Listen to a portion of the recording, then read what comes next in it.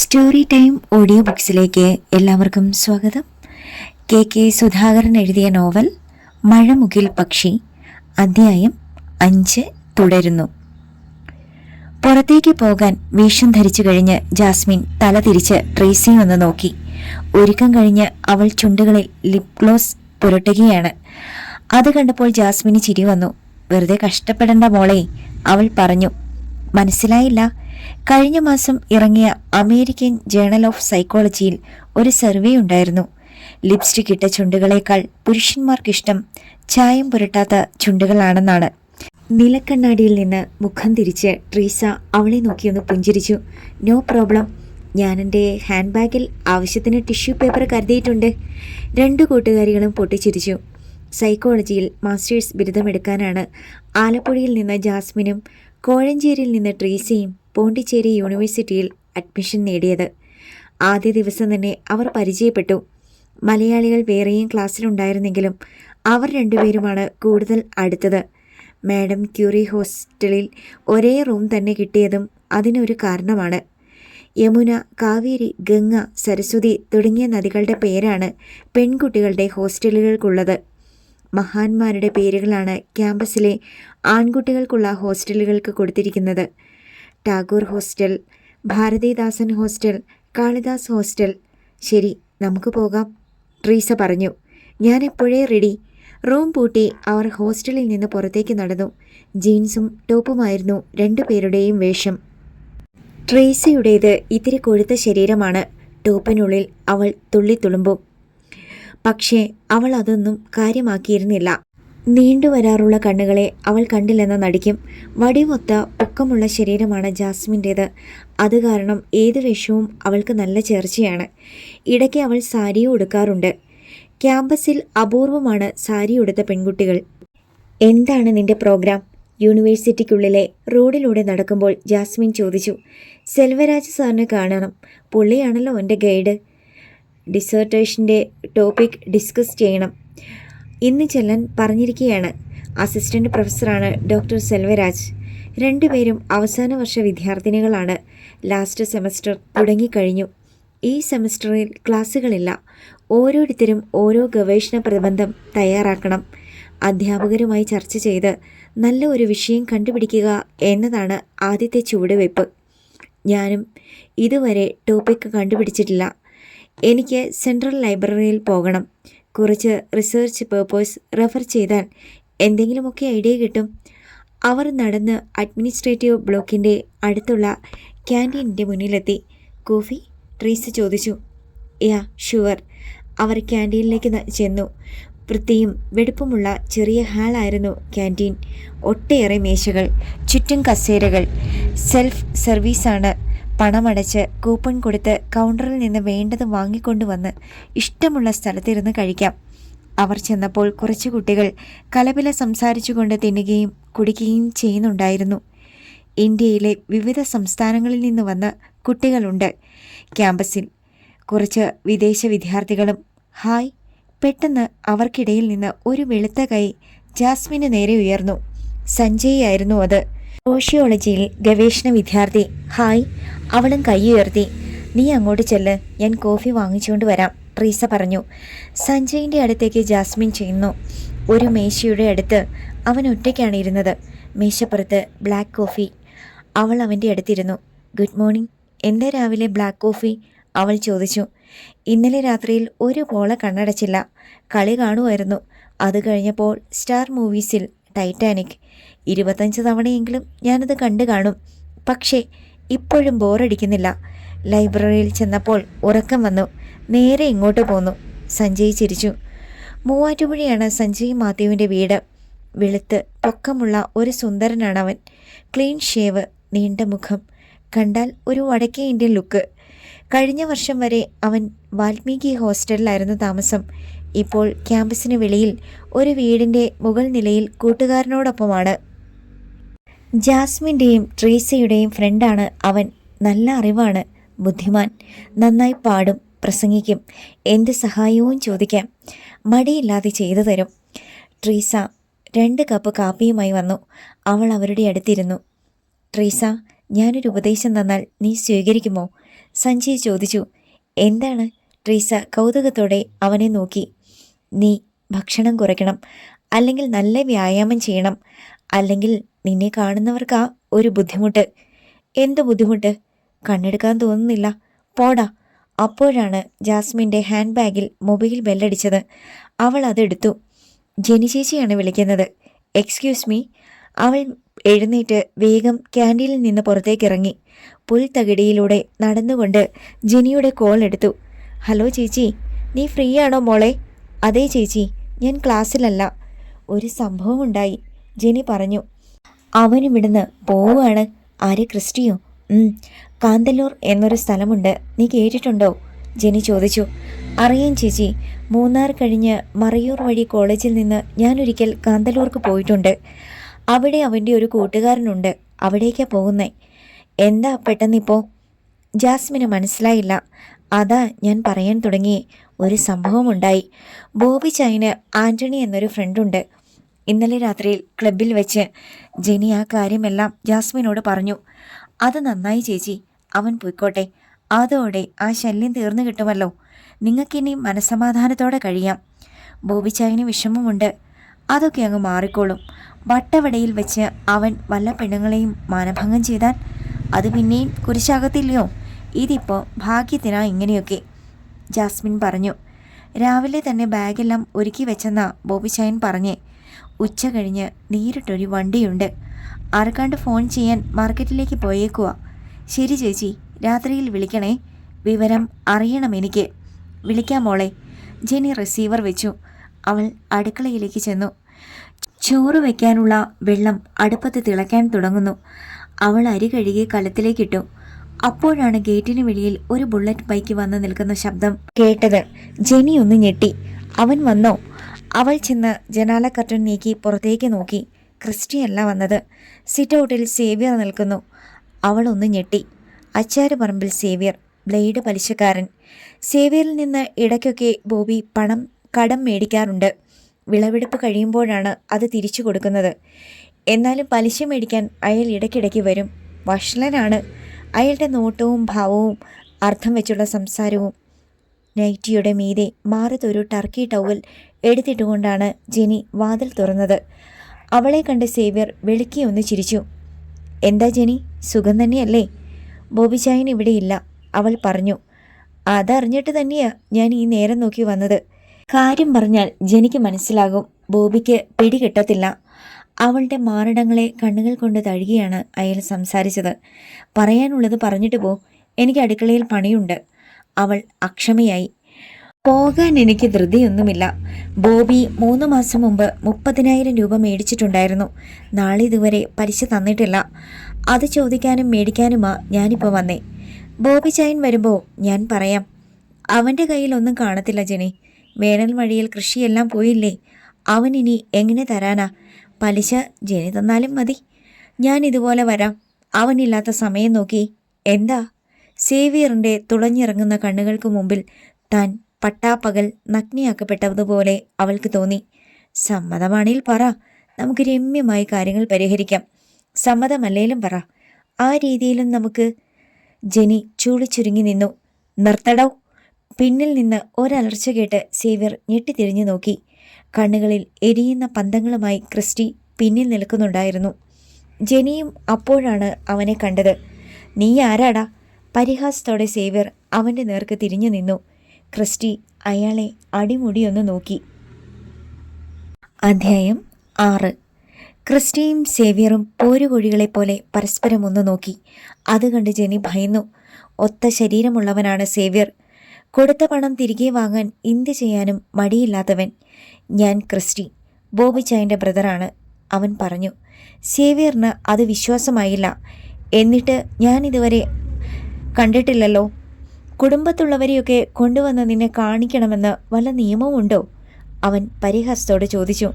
അയാൾക്കത് ഇഷ്ടപ്പെട്ടില്ല. നീ എന്താ കളിയാക്കുവാണോ? അയ്യോ അല്ല, കുറേ നാളായി ഞാൻ കണ്ണൂർ സെൻട്രൽ ജയിലിലായിരുന്നു. അതാ നമ്മൾ തമ്മിൽ കാണാൻ അവസരം കിട്ടാതെ. ചേട്ടായി വന്ന കാര്യം പറ. വീണ്ടും പരിഹാസം. പക്ഷേ ഒരു ഏറ്റുമുട്ടലിന് സേവ്യർ തയ്യാറായില്ല. ഇവൻ നാട്ടിൽ തന്നെ ഉണ്ടെങ്കിൽ അതിനിനിയും അവസരം കിട്ടും. ബോബി എന്നോട് കുറച്ച് കാശ് മേടിച്ചിട്ടുണ്ടായിരുന്നു. അത് മേടിക്കാനാ ഞാൻ വന്നേ. എത്ര രൂപ? ക്രിസ്റ്റി ചോദിച്ചു. 30,000. എത്ര നാളായി മേടിച്ചിട്ട്? 3 മാസം കഴിഞ്ഞു. ശരി, നാളെ വാ, തൻ്റെ കാശ് തരും. സേവ്യർ അവൻ്റെ മുഖത്തേക്കൊന്ന് നോക്കി. നീ തരുമോ? തനിക്ക് തൻ്റെ കാശ് കിട്ടിയാൽ പോരെ. നാളെ വാ, ഇതേ നേരത്ത്. പിന്നെ ബോബി ചൈൻ ചെക്ക് വല്ലതും തന്നിട്ടുണ്ടെങ്കിൽ അതും കൊണ്ടുവരണം. അയാൾ ഒന്ന് സംശയിച്ചു നിന്നു. തനിക്ക് പോകാം, മൂർച്ചയുള്ള സ്വരത്തിൽ ക്രിസ്റ്റി പറഞ്ഞു. സേവ്യർ തലതിരിച്ച് ജെനിയെ ഒന്ന് നോക്കി. ഇവൻ പറഞ്ഞത് കേട്ടല്ലോ. നാളെ എൻ്റെ ഇടപാട് തീർത്തില്ലേ ഇവിടെ ചിലതൊക്കെ നടക്കും. ഭീഷണി പോലെ പറഞ്ഞിട്ട് അയാൾ മുറ്റത്തേക്ക് ഇറങ്ങി. ബൈക്ക് സ്റ്റാർട്ട് ചെയ്ത് ഓടിച്ചു പോയപ്പോഴാണ് ജെനിയുടെ ശ്വാസം നേരെയായത്. ക്രിസ്റ്റി സ്റ്റെയർകേസ് കയറി അവൻ്റെ മുറിയിലേക്ക് പോയി. അവൻ ആ സമയത്ത് വന്നില്ലായിരുന്നുവെങ്കിൽ. പക്ഷേ എന്തുദ്ദേശിച്ചാണ് നാളെ 30,000 രൂപ കൊടുക്കാമെന്ന് ക്രിസ്റ്റി പറഞ്ഞത്? ബോബി ചായൻ്റെ അക്കൗണ്ടിൽ പണമുണ്ടെന്നായിരിക്കും വിചാരം. ഉണ്ടായിരുന്നെങ്കിൽ അയാളോട് കൊള്ളപ്പലിശയ്ക്ക് കാശ് മേടിക്കുമായിരുന്നോ? ജെനി ഉടൻ തന്നെ ബോബിയെ ഫോണിൽ വിളിച്ചു. ഇച്ചായൻ ഇതെവിടെയാ? ഞാൻ നമ്മുടെ തോട്ടത്തിലാടി. ഇന്ന് പണിക്കാരുള്ള ദിവസമല്ലേ? ഇവിടിപ്പോൾ ഒരു സംഭവം ഉണ്ടായി ഇച്ചായ. എന്ത് സംഭവം? ആ സേവ്യർ ഇച്ചായനെ അന്വേഷിച്ചു വന്നായിരുന്നു. നടന്ന കാര്യങ്ങളെല്ലാം അവൾ അയാളെ അറിയിച്ചു. ഛേ, അവൻ എന്തിനാ സേവ്യറിനോട് അങ്ങനെ പറഞ്ഞത്? അയാൾ നാളെ വരുമ്പോൾ ഞാൻ എവിടെ നിന്നെടുത്ത് കാശ് കൊടുക്കും? അവൻ ഇന്ന് തന്നെ സ്ഥലം വിടത്തില്ലയോ? പിന്നെ അവനെന്താ? എന്നാലും ആ സേവ്യർ ഒരു വൃത്തികെട്ടവനായി ഇച്ചായ. എനിക്കതാ പേടി. ക്രിസ്റ്റി പോകാൻ ഇറങ്ങിയ വിടരുത്. ഞാൻ വന്നിട്ട് പോയാൽ മതിയെന്ന് പറയണം. ബോബി മുന്നറിയിപ്പ് കൊടുത്തു. എനിക്ക് വയ്യ പറയാൻ. ഇച്ചായൻ വേഗം ഇങ്ങോട്ട് വാ. ജെനി ഫോണിൻ്റെ റിസീവർ വെച്ചു. അല്പനേരം കഴിഞ്ഞപ്പോൾ മുറ്റത്ത് ബോബിയുടെ ജീപ്പ് വന്നു നിന്നു. ശബ്ദം കേട്ട് ജെനി വാതിൽ തുറന്ന് ഇറങ്ങിച്ചെന്നു. അവൻ എന്തിയേ? അയാൾ ചോദിച്ചു. മുകളിലുണ്ട്. ബോബി മുകളിലോട്ട് കയറി ചെന്നു. മുറിയിൽ ക്രിസ്റ്റിയെ കണ്ടില്ല. അകത്തേക്ക് കയറി നോക്കിയപ്പോൾ മുറിയോട് ചേർന്നുള്ള ബാൽക്കണിയിൽ എന്തോ ചിന്തിച്ചുകൊണ്ട് നിൽക്കുന്നു. മലഞ്ചെരുവിലും താഴ്വരയിലും ചൂടില്ലാത്ത മങ്ങിയ വെയിൽ. പർവ്വതങ്ങളെ മുട്ടിയുരുമി വെള്ളമേഘങ്ങൾ പോകാതെ നിൽക്കുന്നു. ക്രിസ്റ്റി. ബോബിയുടെ വിളി കേട്ട് അവൻ തിരിഞ്ഞു നോക്കി. ആ, ഇച്ചായൻ വന്നോ? എനിക്കൊരു കാര്യം ചോദിക്കാനുണ്ട്. ആ സേവ്യറിന് കാശ് കൊടുക്കാനുണ്ടോ? ഉണ്ട്. എത്ര? 30,000 മേടിച്ചിട്ടുണ്ട്. വിത്തിനും വളത്തിനും കൂടെ അതിലേറെ ചിലവായി. പലിശ വല്ലതും കൊടുത്തിട്ടുണ്ടോ? എല്ലാ മാസവും വന്ന് മേടിച്ചുകൊണ്ട് പോകും. നീ എന്തിനാ നാളെ കടം വീട്ടാമെന്ന് അവനോട് പറഞ്ഞത്? കടം വീട്ടാനാണ്. അതിന് എൻ്റെ കയ്യിൽ കാശൊന്നുമില്ലടാ. വെള്ളുള്ളിയുടെ വിളവെടുപ്പായാലേ ഇനി. ഇച്ചായൻ വിഷമിക്കേണ്ട. സേവ്യറിൻ്റെ കടം വീട്ടാനുള്ള തുക എൻ്റെ കയ്യിലുണ്ട്. ബോബി അത്ഭുതഭാവത്തിൽ അവനെ നോക്കി. നിന്റെ കയ്യിൽ എവിടുന്നാ?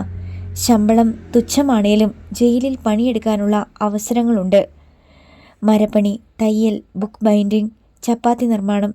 അവൻ ചിരിച്ചു. പക്ഷേ നീ കഷ്ടപ്പെട്ടിട്ടുണ്ടാക്കിയ പണം? അത് വേണ്ട, മടിയോടെ ബോബി പറഞ്ഞു. ഇച്ചായൻ ആരുടെ മുന്നിലും തലകുനിക്കരുത്. എനിക്കത് സഹിക്കാൻ പറ്റില്ല. മനസ്സമാധാനത്തോടെ ജനിച്ചേച്ചിക്ക് ഇവിടെ ജീവിക്കണ്ടേ? അറിയാതെ ബോബിയുടെ കണ്ണുകൾ നനഞ്ഞു. രാവിലെ ആൻ്റണിയോട് സംസാരിക്കാൻ സലോമിക്ക് ഒട്ടും സമയം കിട്ടിയില്ല. ചായ കൂടി കഴിഞ്ഞ് 8 മണിക്ക് മുമ്പേ അയാൾ കാറെടുത്ത് അടിമാലിക്ക് പോയി. അയാളുടെ സ്കോർപിയോ വിറ്റുകൊടുക്കാമെന്ന് ക്ലീറ്റസ് ഉപ്പാപ്പൻ ഏറ്റിട്ടുണ്ടായിരുന്നു. ഏതോ പാർട്ടി വന്നിട്ടുണ്ട്. ഒരു പുതിയ കാർ എടുക്കാമെന്നാണ് ആൻ്റണിയുടെ ആഗ്രഹം. സലോമിക്കും അതിനോട് യോജിപ്പായിരുന്നു. എന്തിനാ പണമുണ്ടാക്കുന്നേ? അന്തസ്സായിട്ട് ജീവിക്കാനല്ലയോ? കാർ ഉപ്പാപ്പനെ ഏൽപ്പിച്ചിട്ട് അവിടെ നിന്നൊരു ജീപ്പും എടുത്ത് ആൻ്റണി തിരിച്ചു വന്നപ്പോൾ മണി 2 കഴിഞ്ഞു. ചോറുണ്ടോ? സലോമി തിരക്കി. ഇല്ല, വിളമ്പ്. മൂന്നാറിൽ വന്നപ്പം 12 മണി. അത്ര നേരത്തെ കഴിക്കുന്നതെങ്ങനെയാ? അയാൾ കൈ കഴുകി വന്ന് ഇരുന്നു. അവൾ അയാൾക്ക് ചോറും കറികളും വിളമ്പിക്കൊടുത്തിട്ട് അടുത്തിരുന്നു. സംസാരിക്കാൻ ഇതാണ് പറ്റിയ സമയം. ആൻ്റണി കുറച്ച് ഓവറാകുന്നുണ്ട്. ഇത്തിരി നിയന്ത്രണമൊക്കെ വേണം. മനസ്സിലാകാതെ അയാൾ അവളെ ഒന്ന് നോക്കി. ഇന്നലെ ക്ലബിൽ പോയിട്ട് വന്നത് ഏത് പരുവത്തിലായിരുന്നെന്ന് ഓർമ്മയുണ്ടോ? എത്ര പെഗ്ഗാ അകത്താക്കിയത്? സ്നേഹപൂർവ്വമാണ് അവൾ അയാളെ ശാസിച്ചത്. എനിക്ക് തന്നെ ഓർമ്മയില്ലടി. അതിന് കാരണവുമുണ്ട്. ബോബിയുമായി ഉടക്കേണ്ടി വന്നില്ലയോ? കണ്ടമാനം കുടിച്ചു. ആൻ്റണി കുറ്റസമ്മതം നടത്തി. ബോബിയോട് വഴക്കിട്ടത് ഒട്ടും ശരിയായില്ല. ബോബിയോട് വല്ലതും ചോദിക്കാനോ പറയാനോ ഉണ്ടായിരുന്നെങ്കിൽ അത് ഒറ്റയ്ക്കുള്ളപ്പോൾ മതിയായിരുന്നു. അല്ലാതെ എല്ലാവരുടെയും മുന്നിൽ വെച്ച് അപമാനിക്കാൻ പാടില്ലായിരുന്നു. പക്ഷേ അവൻ എന്നോട് കാണിച്ച വഞ്ചന അതെനിക്ക് സഹിക്കാൻ പറ്റിയില്ല. എന്നോട് അവനത് തുറന്നു പറയാമായിരുന്നു. അതിന് പകരം അവൻ എന്താ ചെയ്തേ? അതിപ്പം ആരായാലും അത്തരം കാര്യങ്ങളൊക്കെ തുറന്നു പറഞ്ഞില്ലെന്ന് വരും. ആൻ്റണി എന്നോടൊന്നും മറച്ചു വെച്ചിട്ടില്ലെന്ന് എൻ്റെ മുഖത്ത് നോക്കി പറയാമോ? സലോമിയുടെ വെല്ലുവിളി നേരിടാനാവാതെ ആൻ്റണി കുനിഞ്ഞിരുന്ന് ചോറുണ്ടു. എല്ലാ കാര്യങ്ങളും ഭാര്യയോട് പറഞ്ഞിട്ടുള്ള ഏതെങ്കിലും ഭർത്താവ് കാണുമോ ഈ ലോകത്ത്? ആൻ്റണി കാണിച്ചത് തെറ്റാ. അതുകൊണ്ട് ബോബിയെ കണ്ട് സോറി പറയണം. നിങ്ങൾ വീണ്ടും ഫ്രണ്ട്സ് ആകണം. അവനോട് സോറി പറയാനോ? ഞാനോ? സലോമി, നിനക്ക് വേറെ പണിയൊന്നുമില്ലേ? ആൻ്റണിക്ക് അരിശം വന്നു. കൂട്ടുകാരെ പിണക്കരുത്. എപ്പോഴാ അവരെ കൊണ്ടൊരാവശ്യം വരുന്നതെന്ന് അറിയാൻ പറ്റത്തില്ല. അതൊക്കെ നമുക്ക് അന്നേരം ആലോചിക്കാം. നീ കുറച്ച് ചോറിങ്ങോട്ട് വിളമ്പ്. ആൻ്റണിയുടെ പ്ലേറ്റിലേക്ക് അവൾ കുറച്ച് ചോറ് വിളമ്പി. തിന്നണം, കുടിക്കണം, ഈ 2 കാര്യങ്ങൾ മാത്രമാണ് ആൻ്റണിക്ക് പ്രധാനം. പിന്നെ കാശുമുണ്ടാക്കണം. ബോബിയെക്കുറിച്ച് ഇനി പറഞ്ഞിട്ട് പ്രയോജനമില്ലെന്ന് സലോമിക്ക് ഉറപ്പായി. അവൾ നിരാശയോടെ എഴുന്നേറ്റ് അടുക്കളയിലേക്ക് പോയി. ഊണ് കഴിഞ്ഞ് അല്പനേരം വിശ്രമിച്ചിട്ട് ആൻ്റണി ടോപ്പ് സ്റ്റേഷനിലുള്ള അയാളുടെ പെൻവാലി ഹോട്ടലിലേക്ക് പോയി. ബോബി ഇപ്പോൾ വീട്ടിലായിരിക്കല്ലേ എന്ന് പ്രാർത്ഥിച്ചുകൊണ്ട് സലോമി റിസീവർ എടുത്ത് അയാളുടെ മൊബൈൽ നമ്പർ ഡയൽ ചെയ്തു. വീട്ടിലാണെങ്കിൽ ഉടൻ സൈലൻറ്റ് ബട്ടണിൽ പ്രസ് ചെയ്യും. പിന്നെ ബെല്ല് കേൾക്കുകയില്ലല്ലോ. പുറത്താണെങ്കിൽ കോൾ എടുക്കും. ഹലോ. ബോബി കോൾ എടുത്തു. എവിടെയാ? അവൾ ചോദിച്ചു. മാർക്കറ്റിൽ. എന്നോട് പിണക്കമാണോ? എന്തിന്? ക്ലബിൽ വെച്ച് ആൻ്റണി അങ്ങനെയൊക്കെ പറഞ്ഞതിന്. ആൻ്റണി അങ്ങനെയൊക്കെ പറഞ്ഞതിന് ഞാൻ എന്തിനാ സലോമിയോട് പിണങ്ങുന്നേ? തന്നെയുമല്ല, തെറ്റ് എൻ്റെ ഭാഗത്തല്ലേ. അതുകൊണ്ട് എനിക്ക് വിഷമമൊന്നുമില്ല, അയാൾ പറഞ്ഞു. പക്ഷേ എനിക്ക് വിഷമമുണ്ട്. അതൊക്കെ അങ്ങ് മാറും. മാറ്റി തന്നാലേ മാറൂ, അവൾ പറഞ്ഞു. ബോബി മിണ്ടിയില്ല. ക്രിസ്റ്റിയുണ്ടോ വീട്ടിൽ? വേറെ വല്ല ജോലിക്കും ശ്രമിക്കുന്നുണ്ടോ? ഇല്ല. അതെന്താ? അവനിവിടുന്ന് പോവുക. എങ്ങോട്ട്? ഞെട്ടലോടെ അവൾ ചോദിച്ചു. കാന്തല്ലൂർക്ക്. അവൻ്റെ ഒരു പരിചയക്കാരനുണ്ടവിടെ. ആളാരാണെന്ന് സലോമിക്ക് മനസ്സിലായി. മാട്ടുപെട്ടിയിൽ നിന്ന് ആൻ്റണി കാറിൽ കയറ്റി വട്ടവടയ്ക്ക് കൊണ്ടുവന്ന ശിവരാമൻ. എന്തിനാ വിടുന്നേ? ബോബിയുടെ കൂടെ നിർത്തരുതോ? ബോബിക്കൊരു സഹായമാകത്തില്ലയോ? പോണമെന്ന് അവൻ ഒരേ വാശി. പിടിച്ചു നിർത്താൻ അവൻ കൊച്ചുകുട്ടിയൊന്നുമല്ലല്ലോ. അവനെ വിടാൻ എനിക്ക് മനസ്സില്ല. പിന്നെ ജനിക്കാണോ നിർബന്ധം? അങ്ങനൊന്നുമില്ല. ഒരു നിമിഷത്തെ നിശബ്ദത. അപ്പോൾ ബോബി ഇനി ഇങ്ങോട്ടൊന്നും വരത്തില്ലേ? ഇല്ല, വിഷമമുണ്ട്. ഇടയ്ക്ക് വിളിക്കാം. ബോബി പെട്ടെന്ന് കോൾ കട്ട് ചെയ്തു. റിസീവർ വെച്ചിട്ട് സലോമി ആൾപ്പൊക്കമുള്ള നിലക്കണ്ണാടിയുടെ മുൻപിൽ ചെന്ന് നിന്നു. അവൾക്ക് അപ്പോൾ അവളോട് തന്നെ സഹതാപം തോന്നി.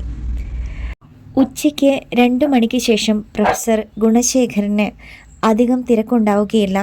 സംസാരിക്കാൻ പറ്റിയ സമയം അപ്പോഴാണ്. അതറിയാവുന്നതുകൊണ്ട് 2:30 ആയപ്പോഴാണ് സൈക്കോളജി ഡിപ്പാർട്ട്മെൻറ്റിലേക്ക് ജാസ്മിൻ ചെന്നത്. ഗവേഷണ പ്രബന്ധത്തിൻ്റെ വിഷയം ഇതുവരെ തീരുമാനിച്ചില്ല. പ്രൊഫസറുമായി ചർച്ച ചെയ്തിട്ട് വേണം ഒരെണ്ണം കണ്ടുപിടിക്കാൻ. അവൾ ചെന്നപ്പോൾ പ്രൊഫസർ ഗുണശേഖരൻ മുറിയിൽ ഒറ്റയ്ക്കായിരുന്നു. Sir, may I come in? അവൾ ആദരവോടെ അനുവാദം ചോദിച്ചു. Yes, come in. അദ്ദേഹം വായിച്ചുകൊണ്ടിരുന്ന മാഗസിനിൽ നിന്ന് തലയുയർത്തി. ജാസ്മിൻ അകത്തേക്ക് കയറി ചെന്നു. തലയുടെ ഇരുവശത്തും നര കയറി തുടങ്ങിയ സൗമ്യനായ 50കാരനായിരുന്നു പ്രൊഫസർ ഗുണശേഖരൻ. സഫാരി സ്യൂട്ടാണ് അദ്ദേഹത്തിൻ്റെ വേഷം. ഗുഡ് ആഫ്റ്റർനൂൺ സർ, അടുത്ത് ചെന്ന് അവൾ പറഞ്ഞു. Sit down. എതിർവശത്തുള്ള കസേരയിൽ അവൾ ഇരുന്നു. സർ, ഡിസർട്ടേഷൻ്റെ ടോപ്പിക്ക് ഞാൻ ഇതുവരെ ഡിസൈഡ് ചെയ്തില്ല. I need your help. താടി തടവി അദ്ദേഹം ഒരു നിമിഷം ചിന്തിച്ചു. ജാസ്മിൻ, നീ ഒരു ബ്രില്യൻ്റ് സ്റ്റുഡൻ്റാണ്. മറ്റുള്ളവരിൽ നിന്ന് വ്യത്യസ്തമായ എന്തെങ്കിലും നീ ചെയ്യണമെന്നാണ് എനിക്ക് പറയാനുള്ളത്. പ്രൊഫസറുടെ വാക്കുകൾ ഒരു ബഹുമതിയായിട്ടാണ് അവൾക്ക് തോന്നിയത്. അവളുടെ ക്ലാസ്സിൽ 12 കുട്ടികളാണുള്ളത്. കേരളത്തിൽ നിന്ന് ട്രീസയും അവളും മാത്രം. 5 പേർ സ്വദേശികൾ, ബാക്കി ഇന്ത്യയുടെ വിവിധ സംസ്ഥാനങ്ങളിൽ നിന്നുള്ളവർ. കോഴ്സിൻ്റെ അവസാനം ഒരു ഗവേഷണ പ്രബന്ധം തട്ടിക്കൂട്ടി സബ്മിറ്റ് ചെയ്ത് അതിനുള്ള മാർക്കും മേടിച്ച് ക്യാമ്പസ് വിടുകയാണ് എല്ലാവരും ചെയ്യാറുള്ളത്. അതിൻ്റെ ഒരു കോപ്പി പൊടി പിടിച്ച് ഡിപ്പാർട്ട്മെൻറ്റ് ലൈബ്രറിയിലും വേറൊരു കോപ്പി സെൻട്രൽ ലൈബ്രറിയിലും കിടക്കും. ജൂനിയറായി വരുന്ന കുട്ടികൾ എന്തെങ്കിലും അതെടുത്ത് തുറന്ന് നോക്കിയെങ്കിലായി. അദ്ദേഹം പറഞ്ഞു വരുന്നത് എന്താണെന്ന് ജാസ്മിന് മനസ്സിലായില്ല. മനുഷ്യ നന്മയ്ക്കുതകുന്ന എന്തെങ്കിലും വിഷയം വേണം.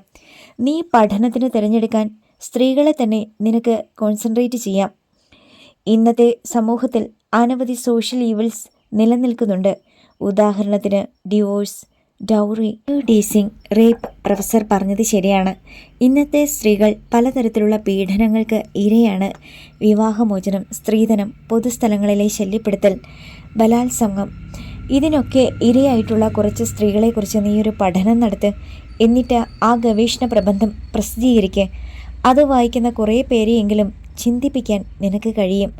അതൊരു നിസ്സാര കാര്യമല്ല. Yes sir, I understand. അവൾ തലകുലുക്കി. ഈ study on the victims of rape, നിനക്കത് ചെയ്യാൻ പറ്റും ജാസ്മിൻ. ഇതൊരു സജഷൻ മാത്രമാണ്. നിനക്ക് വേണമെങ്കിൽ ഈ വിഷയത്തെക്കുറിച്ച് മാറ്റി ചിന്തിക്കാവുന്നതാണ്. സാധിച്ചാൽ ഒരാഴ്ചയ്ക്കകം നീ ഒരു സിനോപ്സിസ് പ്രിപ്പയർ ചെയ്ത് എനിക്ക് തരൂ. അങ്ങനെ ചെയ്യാം sir. Thank you. All the best. Professor ഗുണശേഖരൻ്റെ മുറിയിൽ നിന്നിറങ്ങിയപ്പോൾ ക്രിസ്റ്റിയുടെ കാര്യമാണ് അവൾക്ക് ഓർമ്മ വന്നത്. ആ പെണ്ണിനെ അവൻ കൊന്നുകളഞ്ഞു. അല്ലെങ്കിൽ ഇര എന്ന നിലയിൽ അവളെ കണ്ട് സംസാരിച്ച് കൂടുതൽ കാര്യങ്ങൾ മനസ്സിലാക്കാമായിരുന്നു. അവൾ മെല്ലെ സെൻട്രൽ ലൈബ്രറിയിലേക്ക് നടന്നു. ഈ വിഷയത്തിൽ മുമ്പ് ആരെങ്കിലും പഠനം നടത്തിയിട്ടുണ്ടോ എന്ന് പരിശോധിക്കണം. പിന്നിൽ നിന്നുള്ള വിളി കേട്ട അവൾ തിരിഞ്ഞു നോക്കി. ഹ്യൂമാനിറ്റീസ് ഡിപ്പാർട്ട്മെൻറ്റിൽ നിന്ന് സഞ്ജയ് ഇറങ്ങി വരുന്നു. അവൾ നിന്നു. നീ എന്താ ഇന്ന് ഒറ്റയ്ക്ക്? അടുത്തു വന്നപ്പോൾ അവൻ ചോദിച്ചു. ഞാൻ പ്രൊഫസറെ കാണാൻ വന്നതാ. ഡിസർട്ടേഷൻ്റെ ടോപ്പിക്ക് തീരുമാനമായോ? ഇല്ല സാർ, കുറച്ച് സജഷൻസ് തന്നു. നടന്നുകൊണ്ടാണ് അവർ സംസാരിച്ചത്. പ്രൊഫസർ ഗുണശേഖരൻ്റെ നിർദ്ദേശങ്ങൾ അവൾ അവനോട് പറഞ്ഞു. പ്രൊഫസർ ഗുണശേഖരൻ തന്ന നിർദ്ദേശങ്ങൾ നല്ലത് തന്നെ. പക്ഷേ ഇരകളായ സ്ത്രീകളുടെ പുനരധിവാസം, അതായത് റീഹാബിലിറ്റേഷൻ, അത് സർക്കാരും സന്നദ്ധ സംഘടനകളും ചെയ്തോളും. അവരെക്കുറിച്ച് കൂടുതൽ പഠിച്ചിട്ട് കാര്യമൊന്നുമില്ല. നീ ചെയ്യേണ്ടത് അതല്ല ജാസ്മിൻ, സഞ്ജയ് പറഞ്ഞു. പിന്നെ നീ ഒരു റിയൽ റേപ്പിസ്റ്റിനെ കണ്ടുപിടിച്ച് സ്റ്റഡി ചെയ്യണം. ഒരു കാമഭ്രാന്തൻ്റെ മനഃശാസ്ത്രം, ആ പെണ്ണിനെ മാനഭംഗപ്പെടുത്താൻ അവനെ പ്രേരിപ്പിച്ച ഘടകങ്ങൾ. ചിലപ്പോൾ അവളുടെ സൗന്ദര്യമാകാം, അവളെ തനിച്ച് കിട്ടിയതുകൊണ്ടാകാം, അല്ലെങ്കിൽ ജന്മന അവൻ്റെ രക്തത്തിൽ തന്നെ ഈ ഭ്രാന്ത് അലിഞ്ഞു ചേർത്തിട്ടുള്ളതുകൊണ്ടാവാം. ക്രിസ്റ്റിയെ അവൾക്ക് ഓർമ്മ വന്നു. അതൊക്കെ മനസ്സിലാക്കിയാൽ ഒരുപാട് അത്തരം അനിഷ്ട സംഭവങ്ങൾ തടയാൻ സഹായകരമാകും. അവൻ തുടർന്നു. പക്ഷേ സഞ്ജയ്, ആശയക്കുഴപ്പത്തോടെ അവൾ അവനെ നോക്കി. ഡോണ്ട് വറി, എന്നെക്കൊണ്ട് കഴിയുന്ന സഹായങ്ങളെല്ലാം നിനക്ക് പ്രതീക്ഷിക്കാം, അവൻ പറഞ്ഞു. ജാസ്മിൻ പെട്ടെന്ന് നിന്നു. വേണം എനിക്ക് നിന്റെ ഹെൽപ്പ്. തീർച്ചയായും ഉണ്ടാവും. സഞ്ജയ് അവളുടെ കൈയെടുത്ത് പിടിച്ച് മൃദുവായ വിരലുകളിൽ മെല്ലെ അമർത്തി. കണ്ണുകൾ ഉയർത്തി ജെനി ക്ലോക്കിലേക്ക് നോക്കി. 5ാമത്തെ തവണയാണ് അവൾ സമയം നോക്കിയത്. ഇന്നലെ അവൻ എപ്പോഴാണ് വന്നത്? അടുത്ത് സെറ്റിയിലിരുന്ന ബോബി ചോദിച്ചു. 10:30 കഴിഞ്ഞപ്പോൾ. നാളെ ഇതേ നേരത്ത് വരാനാണ് സേവ്യറോട് ഇന്നലെ ക്രിസ്റ്റി പറഞ്ഞത്.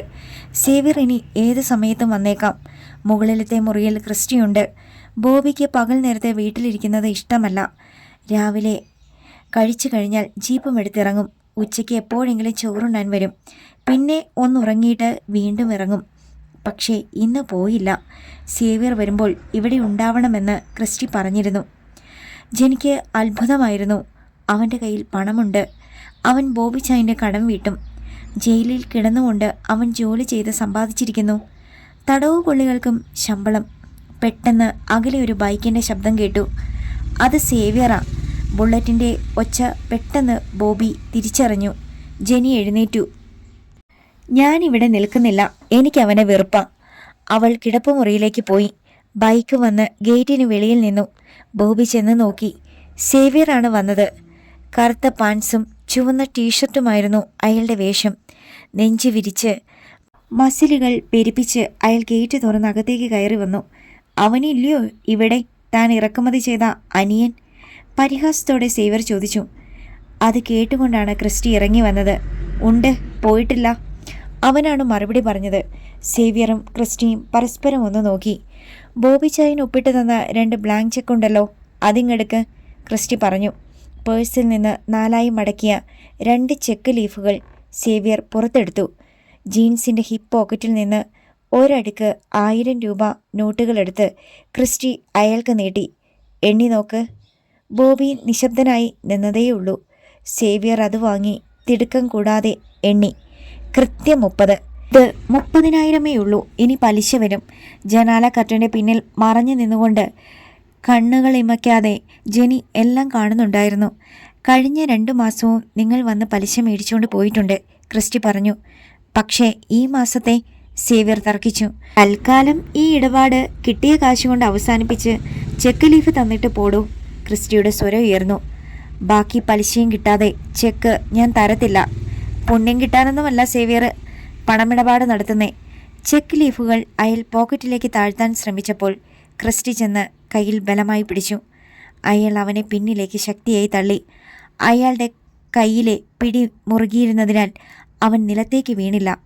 പിന്നെ മിന്നൽ വേഗത്തിലാണ് ക്രിസ്റ്റിയുടെ വലതുകാല് ഉയർന്നു താഴ്ന്നത്.